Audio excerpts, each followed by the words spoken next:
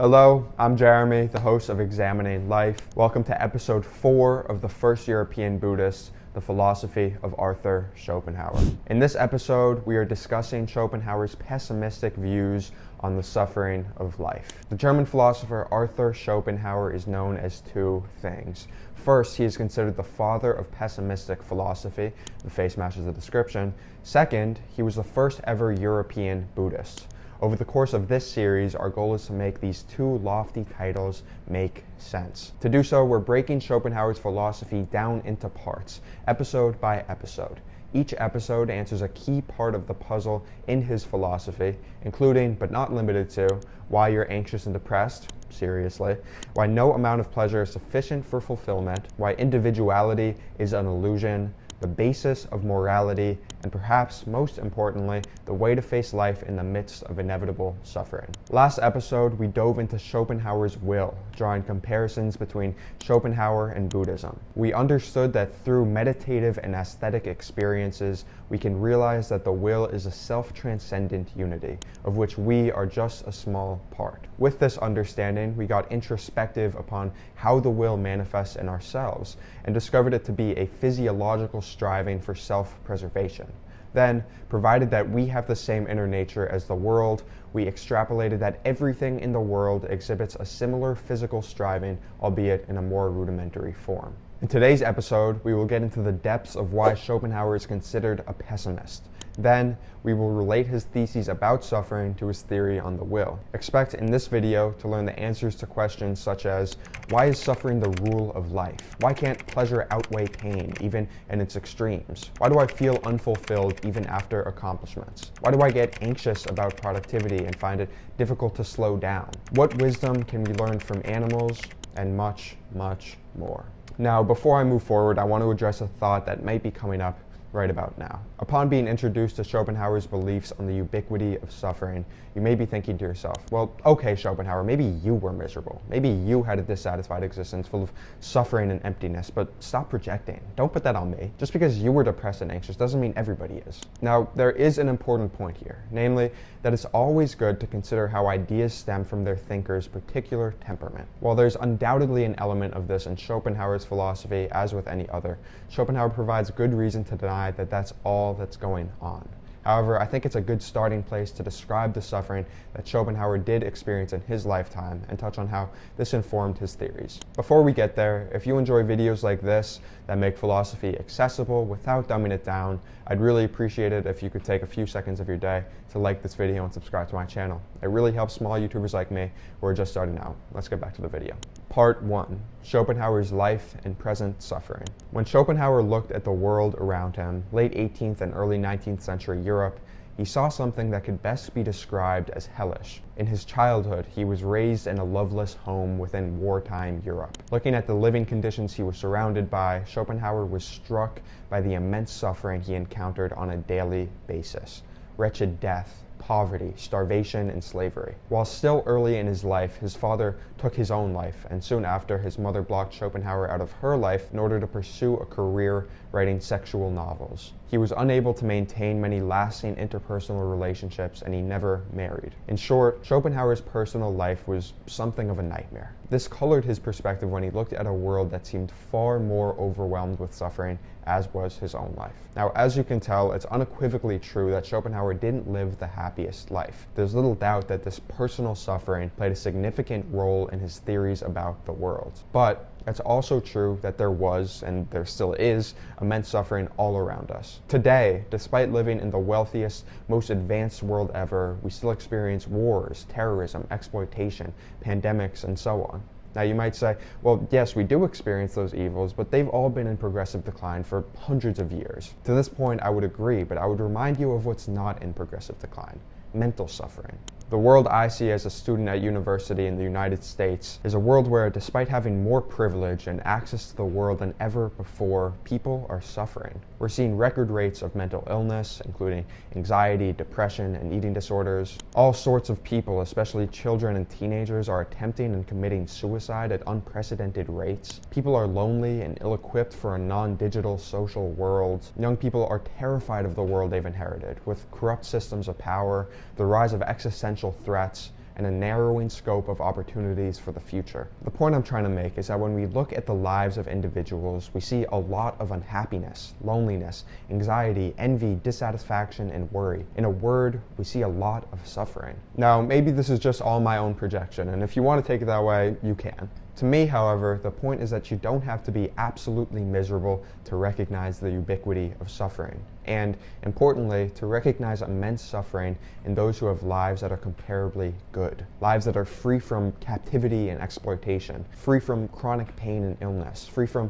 concerns about meeting basic survival needs, and so on. From his observations in his time, Schopenhauer concluded that suffering is ubiquitous. From my observations of today, I'm inclined to think that if we put Schopenhauer in a time machine to transport him from 1824 to 2024, he would come to similar conclusions as he did then. At this point of the episode, it's probably worth mentioning that Schopenhauer didn't just see a lot of suffering, conclude that there was a lot of suffering, hang up his coat, give himself a pat on the back, and call it a day. No, that would make my job way too easy. Suffering for Schopenhauer played an absolutely central role in his whole philosophical outlook. This isn't to say he rationalized a whole system around suffering. Rather, he developed profound intuitions into the nature of suffering that illuminated his understanding of the world as a whole. If you remember from last episode, I briefly mentioned that Schopenhauer has two ways of explaining the will.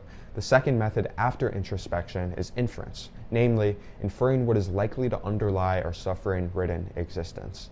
As such, over the next two episodes, we're going to trace suffering back to the will, which can be done in two ways, which we'll get to in turn. Part 2, the ubiquity of suffering. I've thought a lot about how to present these ideas, and I think the best place to start is by explaining just how dominant Schopenhauer thinks suffering is in our lives. After we understand the ubiquity of suffering, which is the focus of this episode, it will be easier to trace suffering back to its two sources, which will be the focus of next episode. To present Schopenhauer's views on suffering, there's no better place to start than with an excerpt from his essay titled On the Suffering of the World. Here he opens by telling the reader that, quote, "Our susceptibility to pain is well nigh infinite, but that to pleasure has narrow limits.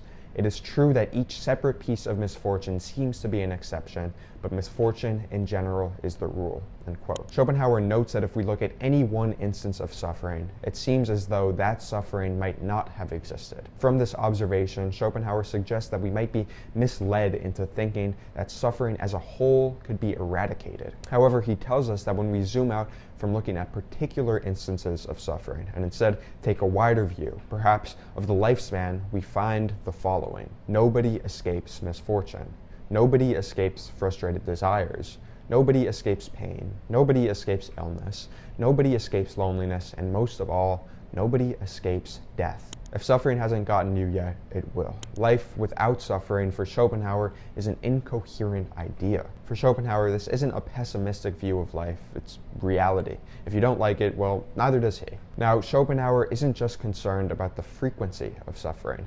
He's also making a point about the inability of pleasure to offset suffering. Schopenhauer has this great passage where he compares the greatest pleasures and pains in the animal kingdom and sets them against each other.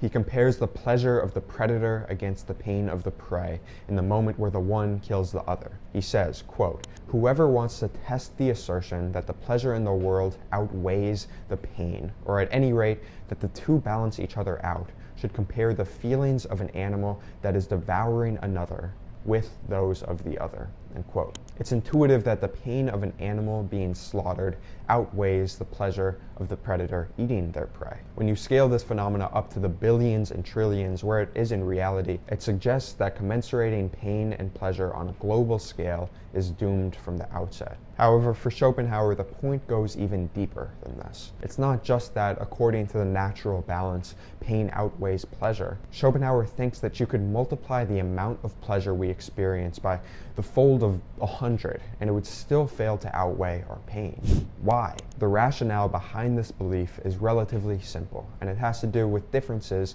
in how pleasure and pain operate respectively. There's just something about pain that sticks with us in a way that pleasure doesn't. When we experience pleasure, it's great in the moment. But when it passes, it doesn't leave us with lasting fulfillment. Pain, on the other hand, has the capacity to scar us, leaving us with lasting suffering. Now, Schopenhauer was writing at a time where he didn't have access to the term trauma, but I think it's pretty clear that this is the idea he's getting at. Now, I'm using the term trauma somewhat loosely, so I ask you to bear with me. When we experience real pain and suffering, especially if it's in our childhood, we're often left to manage that pain for the rest of our lives. As such, it strikes us as no surprise to hear that the people with the most pleasurable lives, healthy, attractive, intelligent, famous, loved people, are nonetheless miserable because of some instance of pain that is stuck with them. Now, Schopenhauer's point can be thought of as this: to the extent that there is pain and suffering, there's trauma. And to the extent that there is trauma,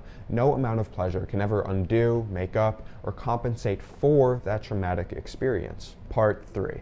Schopenhauer's negative view of happiness. Given that suffering for Schopenhauer is fundamental to life, he theorizes that pleasure is merely the alleviation of suffering. While this may initially seem bizarre, there's something very Buddhist about this. In both Buddhism and Schopenhauer, suffering is viewed as the consequence of desire. For example, if I really desire a big house, but I can't get one, then I will suffer on behalf of my unfulfilled desire. If I have back pain and I desire not to have back pain, I will suffer on behalf of that unfulfilled desire. The happiness or satisfaction I might theoretically get upon attaining my dream house or relieving my back pain would be nothing other than alleviating the suffering that I experience on behalf of this formerly unfulfilled desire. Another way of putting this is as follows: if desire is suffering and happiness is desire satisfaction, then by definition, happiness is just the elimination of suffering. This conception of happiness is supported by Schopenhauer's observation that, quote, we don't become conscious of the three greatest blessings of life as such, namely health, youth, and freedom, as long as we possess them, but only after we have lost them. We notice that certain days of our life were happy only after they have made room for unhappy ones, unquote. Similarly, it may be noted that much of our bodily awareness results from pain and dysfunction. For example, we don't notice our vision so long as it's good. Therefore, if you're noticing your vision on a day-to-day basis, I can almost guarantee you that your eyes aren't functioning so well. We don't notice our teeth so long as they're healthy, but when we have toothaches, we can't pull our attention away from them. We don't notice our clothes and shoes if they fit properly. Instead, we only feel them when they're uncomfortable, pinching, or itchy. The point here is that we infrequently positively feel when things are going well. Instead, we are made aware of pain, dysfunction, and suffering, and only made aware of more pleasurable states through a sort of inverse knowledge of the pain's opposite. Part 4. Suffering from reflection. The situation, however, still gets worse for us. For Schopenhauer, humans are in a unique situation in comparison to animals with regards to suffering. For an animal, once they relieve some pain, the animal can have some time of tranquility and peace. Schopenhauer writes that, quote, animals, when compared with us, seem to be really wise in one respect, namely in their calm and undisturbed enjoyment of the present moment.